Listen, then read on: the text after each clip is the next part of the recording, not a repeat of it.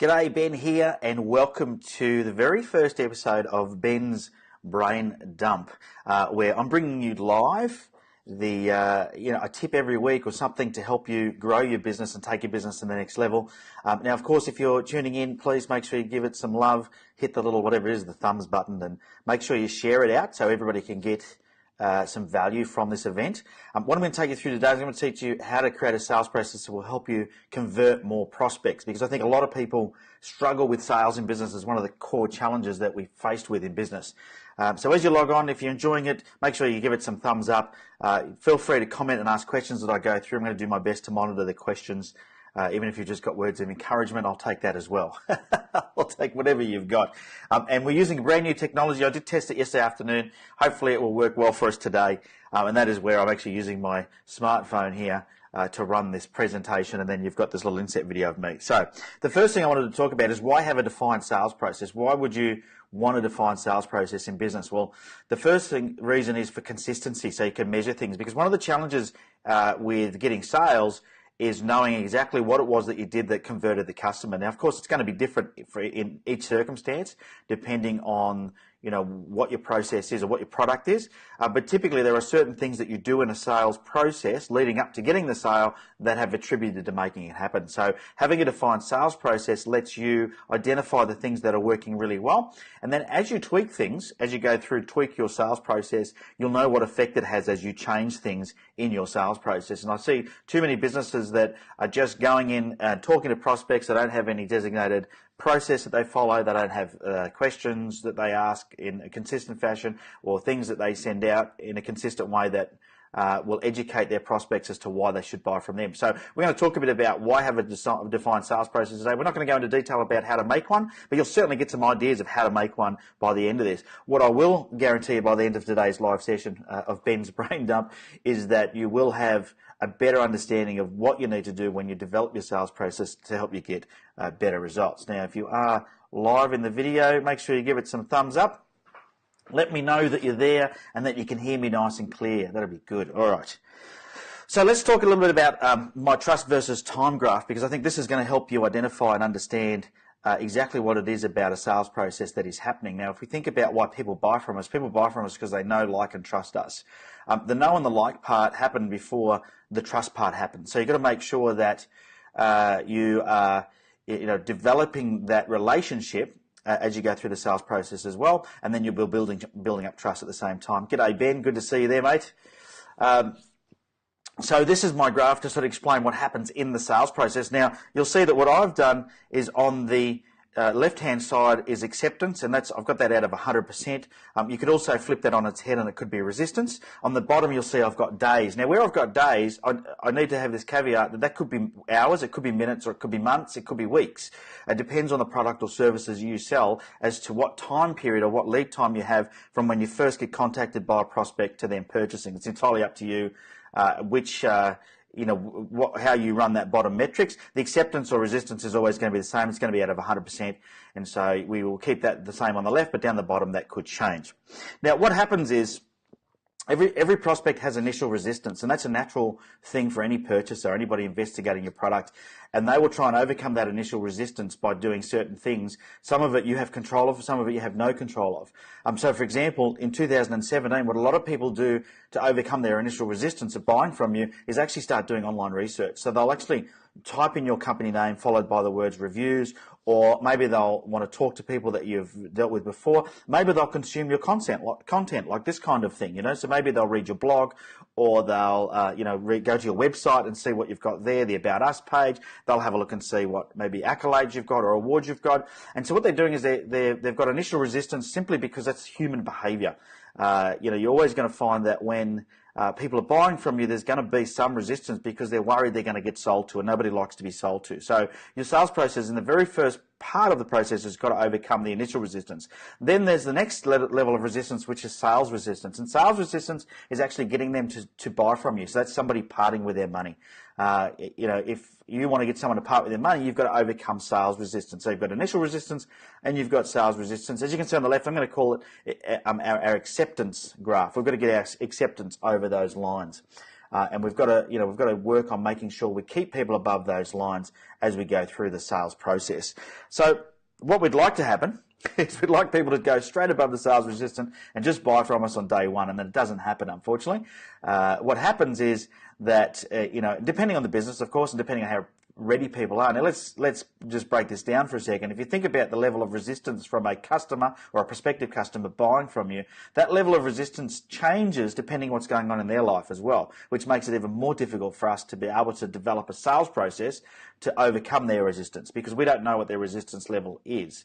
Now, for example, let's say I've had a bad experience with 3 or 4 other suppliers in the same field in the past. Well, my resistance is going to be higher than somebody that hasn't had that issue.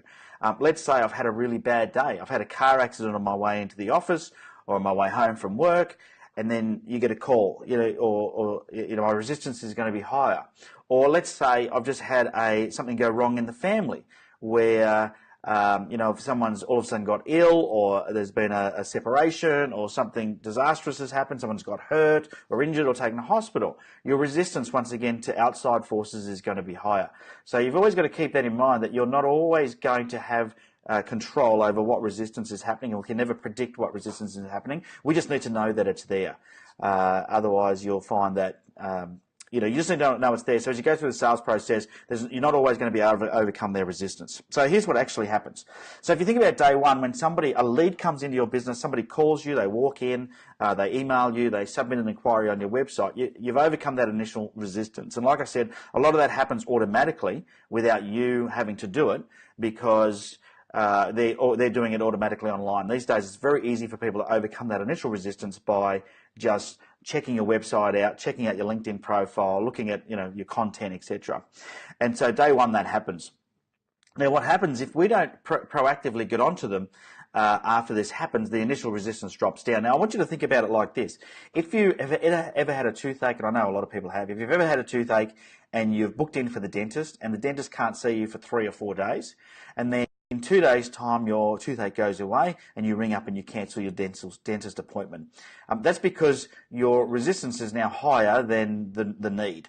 And so this happens a lot in sales, where somebody will make an inquiry, their problem goes away, you take too long to get back to them, and it drops off. So we've got to make sure that we've got mechanisms in place to keep them above their initial resistance line. Now, during this process, between when we first take their inquiry and that we're now either delivering a quote, or we're meeting with them, or we're doing something with them, we've got to make sure that we continually, in our sales process, monitor what's going on and think about what's happening in that period, because we want the line to continually climb, as you can see on the screen there, towards overcoming their sales resistance.